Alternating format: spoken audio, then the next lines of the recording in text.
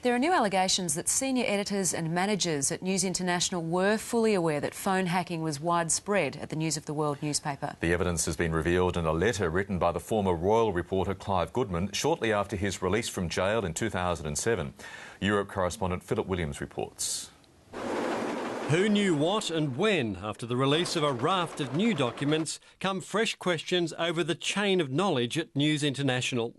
This after the jailed former News of the World royal reporter Clive Goodman wrote 4 years ago, arguing why after serving his sentence for hacking he should keep his old job. Mr Goodman wrote in the letter that phone hacking was widely discussed in the daily editorial conference until explicit reference to it was banned by the editor. Clive Goodman went on to remind the company of assurances he says were given to him by the then legal manager Tom Crone and others. Mr Goodman wrote, Tom Crone and the editor promised on many occasions that I could come back to a job at the newspaper if I didn't implicate the paper or any of its staff in my mitigation plea. I didn't, and I expect the paper to honour its promise to me. The editor at the News of the World was then Andy Coulson, the Prime Minister's former communications chief, a man who's consistently said he knew nothing of the hacking. I can only assume that there's been a cover-up. This letter is absolutely devastating.